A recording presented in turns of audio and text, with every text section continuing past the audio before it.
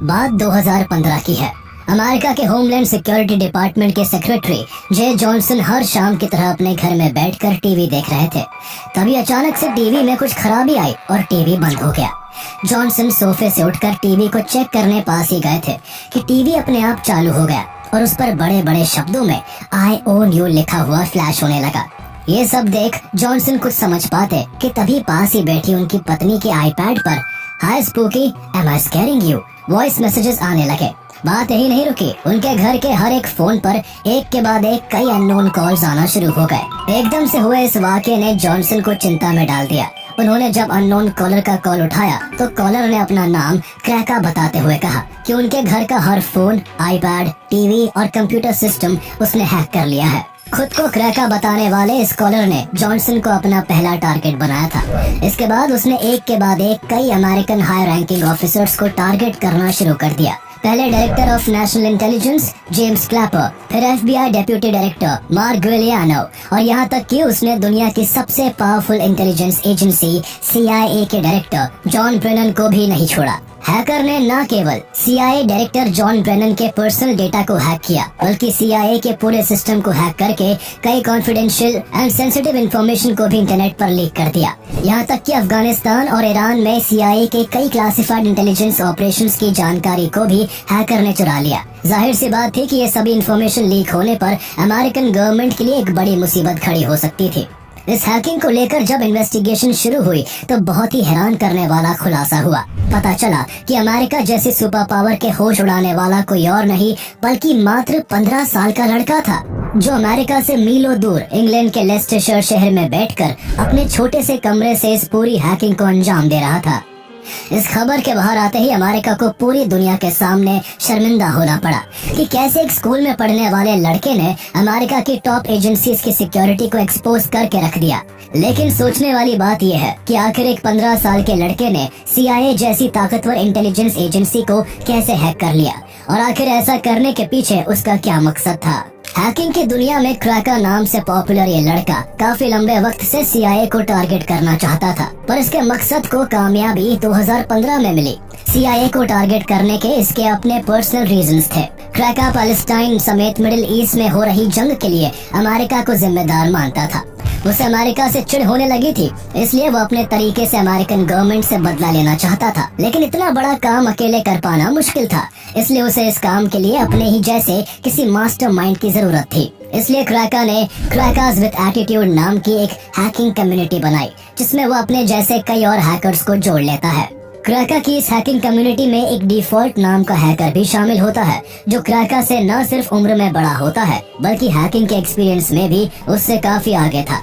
यूँ तो डिफॉल्ट भी केवल 23 साल का ही था, लेकिन वो अब तक हैकिंग की दुनिया में कई कारनामों को अंजाम दे चुका था, जिस वजह से क्रैका द्वारा की गई CIA की हैकिंग में डिफॉल्ट एक इम्पोर्टेंट रोल प्ले करता है। डिफॉल्ट की हैकिंग की कहानी 2008 में शुरू होती है, जब अनोनिमस नाम का हैकिंग ग्रुप हर दूसरे दिन न्यूज की हेडलाइंस में बना रहता था। They call themselves anonymous. They are hackers on steroids. Anonymous कभी सोशल कॉज के लिए तो कभी पॉलिटिकल पर्पस के लिए बड़ी बड़ी कंपनीज और गवर्नमेंट की वेबसाइट्स को हैक करके उन पर अपने मन मुताबिक चीजें पब्लिश कर देता। अनोनिमस की पॉपुलैरिटी और पावर को देखकर डिफॉल्ट को ये काम काफी फैसिनेटिंग लगा और वो हैकिंग सीखने के लिए जी जान से जुट गया। पहले उसने कुछ छोटी वेबसाइट्स को हैक करना और वीडियो गेम की प्रोग्रामिंग को चेंज करना शुरू किया, लेकिन डिफॉल्ट कुछ बड़ा करना चाहता था, इसलिए वो एनोसेक नाम के एक हैकिंग ग्रुप से जुड़ गया। एनोसेक ग्रुप की मदद से उसने एक बार कनाडा की विंडसर यूनिवर्सिटी के कंप्यूटर सिस्टम को हैक कर लिया, जिसमें उसे यूनिवर्सिटी के फाइनेंशियल रिकॉर्ड्स का भी एक्सेस मिल गया था। उन रिकॉर्ड्स में उसने देखा कि बहुत सारे स्टूडेंट से यूनिवर्सिटी को लोन वसूलना बाकी है, जिसकी टोटल वैल्यू $9 मिलियन से भी ज्यादा है। डिफॉल्ट ने रिकॉर्ड जरा भी सोचे बिना फॉरेन यूनिवर्सिटी के कंप्यूटर से डिलीट कर दिया। ये डिफॉल्ट की पहली बड़ी कामयाबी थी। लेकिन इससे भी बड़ा कारनामा डिफॉल्ट ने 2014 में किया, जब डेनमार्क की गवर्नमेंट बेस्टियलिटी को लीगल कर देती है। बेस्टियलिटी के लीगल होते ही डेनमार्क में बेजुबान जानवरों के साथ यौन अत्याचारों के मामले बढ़ने लगते हैं। इस लॉ के खिलाफ जहां एनिमल राइट एक्टिविस्ट सड़कों पर थे, तो वही डिफॉल्ट ने अपने तरीके से इससे निपटने का सोचा। बेस्टियलिटी के लीगल होने से डिफॉल्ट को काफी ठेस पहुंची, क्योंकि उसके पास भी एक पालतू कुत्ता था जिससे वो काफी इमोशनली अटैच था, जिस वजह से डेनमार्क में जानवरों पर हो रही इस ज्यादती के खिलाफ वो कुछ करना चाहता था। इसलिए डिफॉल्ट ने अपने हैकिंग ग्रुप के साथ मिलकर डेनमार्क गवर्नमेंट की ऑफिशियल वेबसाइट को हैक किया और उसे पूरी दुनिया के सामने एक्सपोज कर दिया। उसके बाद उसने बेस्टियलिटी के फेवर में बात करने वाली सभी वेबसाइट्स को भी हैक करके उन्हें बंद कर दिया। इस इंसिडेंट के बाद डेनमार्क गवर्नमेंट की खुलकर आलोचना होने लगी। लोगों ने सड़कों पर उतरकर गवर्नमेंट का विरोध करना शुरू कर दिया। लगातार हो रहे विरोध के कारण आखिरकार 1 साल बाद ही डेनमार्क को बेस्टियलिटी लॉ को रद्द करना पड़ा। डिफॉल्ट की एक बड़ी जीत थी। अपने इतने बड़े कारनामे के बाद उसका कॉन्फिडेंस आसमान छूने लगता है, लेकिन उसे अभी एक और हैकिंग को अंजाम देना था, जो उसकी जिंदगी की सबसे बड़ी हैकिंग होने वाली थी, जिसके लिए वो new hacking group crackers with attitude से जुड़ चुका था, जिसका हेड 15 साल का लड़का क्रैका होता है, जो CIA को हैक करने का मकसद लिए बैठा था। लेकिन गौर करने वाली बात यह है कि सालों से हैकिंग की फील्ड में होने के बाद भी क्रैका और डिफॉल्ट 2013 से पहले एक दूसरे को जानते तक नहीं थे। लेकिन मई 2013 में एक ऐसा इंसिडेंट हुआ जिसने इन दोनों को एक कर दिया। दरअसल उस वक्त एडवर्ड स्नोडेन नाम का एक computer contractor national security agency में काम करता था। एडवर्ड को अमेरिकन गवर्नमेंट के एक प्रोजेक्ट पर काम करने के दौरान पता चलता है कि US गवर्नमेंट हर अमेरिकन यूजर के डेटा और उसकी प्राइवेट इंफॉर्मेशन को खुफिया कामों के लिए इस्तेमाल करती है। ये सब यूजर की परमिशन के बिना किया जा रहा था। ऐसा करना सीधे तौर पर हर एक इंडिविजुअल की प्राइवेसी के खिलाफ था। एडवर्ड US गवर्नमेंट और CIA के सीक्रेट का खुलासा करना चाहता था, लेकिन अमेरिका में रहकर अमेरिकन गवर्नमेंट की सीक्रेट इंफॉर्मेशन को लीक करना उसके लिए सेफ नहीं था। इसलिए स्नोडेन कुछ दिन की छुट्टी लेकर हांगकांग चला गया। हांगकांग में एडवर्ड ने ग्लेन ग्रीनवाल्ड, लॉरा पोइट्रास और बार्टन जेलमैन समेत कई जर्नलिस्ट को सभी एविडेंसेस के साथ इंटरव्यू दे दिया। इंटरव्यू ब्रॉडकास्ट होते ही US गवर्नमेंट का ये सीक्रेट पूरी दुनिया के सामने एक्सपोज हो गया। लोग सड़कों पर उतर आए और US गवर्नमेंट और CIA का जमकर विरोध होने लगा। डिफॉल्ट भी एक अमेरिकन सिटीजन था और NSA एंड CIA का इस तरह से यूजर का डेटा कलेक्ट करना उसे बिल्कुल भी पसंद नहीं आया। दोनों अब US को टारगेट करने के लिए पूरी तरह से तैयार थे। जहां क्रैका गाजा वॉर के लिए अमेरिका को जिम्मेदार मानता था और अमेरिकन गवर्नमेंट को सबक सिखाना चाहता था, तो वही डिफॉल्ट भी अब अमेरिकन गवर्नमेंट और CIA को एहसास दिलाना चाहता था कि किसी की पर्सनल इंफॉर्मेशन जब किसी और के हाथ लगती है तो कैसा महसूस होता है। दोनों ही अब अमेरिकन गवर्नमेंट को अपना दुश्मन समझते थे और हैकिंग के जरिए अमेरिकन अथॉरिटीज से बदला लेना चाहते थे। क्रैका सबसे पहले हैक करने का रोड मैप तैयार करता है और फिर सारे प्लान को एग्जीक्यूट करने में लग जाता है। इस दौरान डिफॉल्ट लगातार अपने एक्सपीरियंसेस की मदद से क्रैका को प्रॉपर गाइडेंस प्रोवाइड कर रहा होता है, जिसके चलते क्रैका और उसका group crackers with attitude American intelligence community के हाई रैंकिंग ऑफिसर्स को टारगेट करना शुरू कर देता है। क्रैका सबसे पहले होमलैंड सिक्योरिटी के सेक्रेटरी जे जॉनसन के कॉमकास्ट अकाउंट को हैक करके उसके घर के टीवी और इंटरनेट को अपने कंट्रोल में ले लेता है और फिर जॉनसन और उसकी फैमिली को परेशान करना शुरू कर देता है। इसके बाद क्रैका ने ओबामा एडमिनिस्ट्रेशन के इंटेलिजेंस डायरेक्टर जेम्स क्लैपर को अपना शिकार बनाया। उसने किसी तरह जेम्स क्लैपर के इंटरनेट और फोन सर्विस के अकाउंट का एक्सेस हासिल किया और फिर क्लैपर के फोन पर आने वाली सभी कॉल्स को फ्री पैलेस्टाइन हॉटलाइन पर रूट कर दिया। ये सारे इन्फॉर्मेशन और इनके प्रूफ्स क्रैका लगातार ट्विटर पर पोस्ट कर रहा होता है, जिससे अमेरिकन इंटेलिजेंस के साथ हो रहे इस तमाशे को पूरी दुनिया बड़े चाव से देख रही थी। जेम्स क्लैपर के बाद क्रैका और डिफॉल्ट CIA के डायरेक्टर जॉन ब्रेनन को टारगेट करते हैं। क्रैका इंटरनेट पर जॉन ब्रेनन के बारे में रिसर्च करना शुरू कर देता है, जिसके चलते ब्रेनन का पब्लिक फोन नंबर उसके हाथ लग जाता है। क्रैका ने जब उस फोन नंबर की जांच की तो पता चला कि ये नंबर वेराइजन का था। क्रैका ने वेराइजन के इंटरनल टेक टीम को उसी कंपनी का टेक्नीशियन बनकर फोन किया और उन्हें बताया कि जॉन ब्रेनन नाम का एक कस्टमर अपने अकाउंट में कुछ प्रॉब्लम फेस कर रहा है, इसलिए उनके इशू को रिजॉल्व करने के लिए उसको कस्टमर की पर्सनल डिटेल्स चाहिए। वेराइजन की टीम ने उसकी आइडेंटिटी को वेरीफाई करने के लिए एम्प्लॉय कोड मांगा, जो क्रैका पहले ही हैक कर चुका था।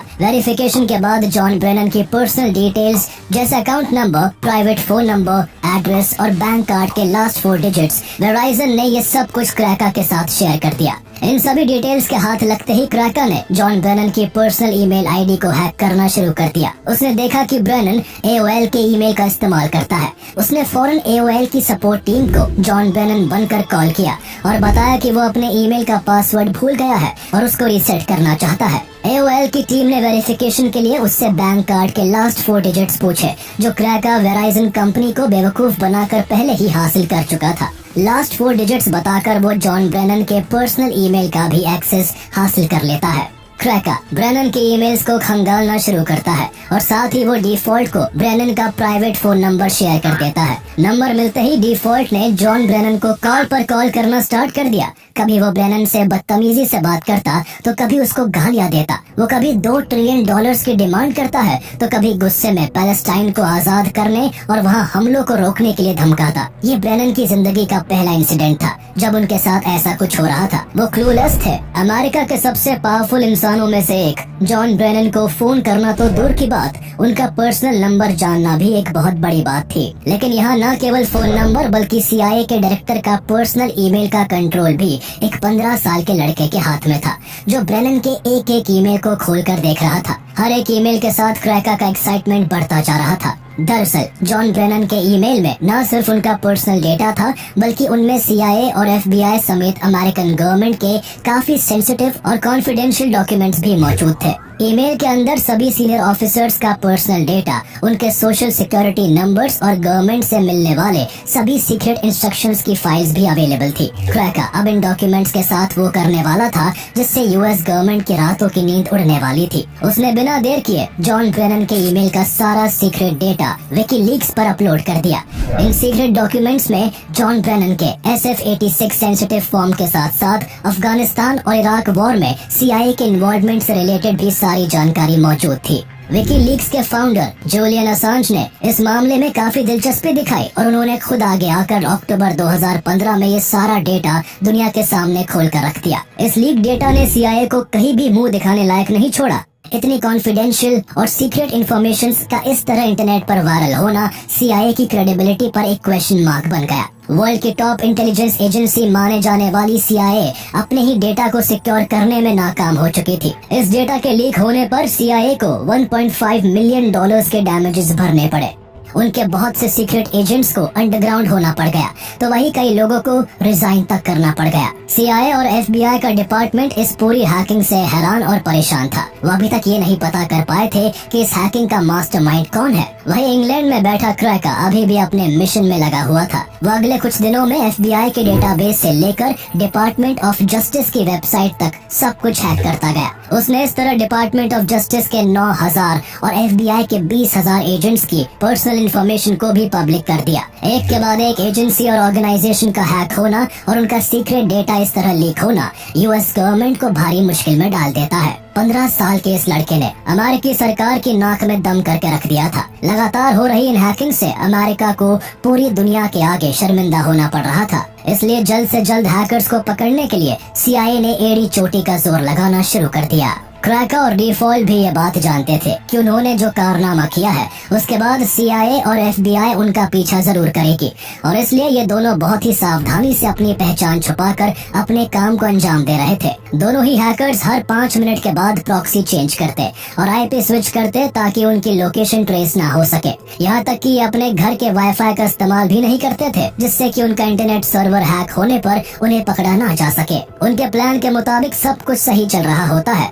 वो हर दूसरे दिन किसी न किसी हाई प्रोफाइल अमेरिकन को हैक करते और उसका डेटा लीक कर देते। लेकिन एक दिन कुछ ऐसा हुआ जिससे क्रैका और डिफॉल्ट की शामत आने वाली थी और उनका भांडा फूटने वाला था। एक रात शराब के नशे में डिफॉल्ट अपने दोस्तों के साथ Xbox लाइव पर बातें कर रहा था और उस वक्त न्यूज चैनल्स पर खबरें चल रही होती है कि क्रैकर्स विद एटीट्यूड नाम के हैकिंग ग्रुप ने किस तरह CIA और US गवर्नमेंट को हिला कर रख दिया है। डिफॉल्ट इस वक्त काफी नशे में था। उसका खुद पर बिल्कुल भी कंट्रोल नहीं होता, इसलिए बातों ही बातों में उसके मुंह से निकल गया कि CIA को हैक करने वाला ग्रुप उसका है और अब तक होने वाली सभी हैकिंग्स को उसने क्रैका नाम के लड़के के साथ मिलकर अंजाम दिया है। डिफॉल्ट की इन सभी बातों को उसके दोस्तों ने मजाक में लिया और हंसकर टाल दिया, लेकिन उनमें एक ऐसा भी इंसान था जो डिफॉल्ट से अंदर ही अंदर नफरत करता था। उसने इस बात को बिल्कुल भी हल्के में नहीं लिया और इस सारी जानकारी किसी तरह FBI तक पहुंचा दी। यही से डिफॉल्ट और क्रैका के पकड़े जाने की उल्टी गिनती शुरू हो जाती है। कुछ ही दिनों के बाद FBI ने डिफॉल्ट के कमरे पर छापा मारकर उसे अरेस्ट कर लिया और उसके कंप्यूटर और हार्ड ड्राइव को सीज कर लिया। डिफॉल्ट से पूछताछ शुरू करने पर क्रैका के बारे में खुलासा हुआ। इसके बाद इंग्लैंड में ब्रिटिश पुलिस ने क्रैका के कमरे पर रेड डाली और उसको भी अरेस्ट करके उसके कंप्यूटर को भी सीज कर लिया गया। इन दोनों के पकड़े जाने के बाद इनके असली नाम सामने आए, जिसमें क्रैका का नाम केन गैम्बल और डिफॉल्ट का नाम जस्टिन ग्रे लिबरमैन होता है। क्रैका यूके में हैकिंग के लिए जेल जाने वाला पहला नाबालिग था, इसलिए क्रैका की कम उम्र को देखते हुए उसको केवल 2 साल की सजा सुनाई जाती है, लेकिन डिफॉल्ट को 5 साल के लिए जेल की सलाखों के पीछे भेजा जाता है। साथ ही उसको $1,45,000 का हर्जाना भी भरना पड़ता है। 2 साल की सजा पूरी करने के बाद क्रैका जब जेल से छूटता है तो वो किसी को भी कोई इंटरव्यू नहीं देता और इसके बाद से वो हैकिंग और इंटरनेट की दुनिया से बिल्कुल गायब हो जाता है। वही डिफॉल्ट 5 साल की सजा काट कर बाहर आता है और हैकिंग छोड़कर क्रिप्टो ट्रेडिंग में अपना करियर शुरू कर देता है।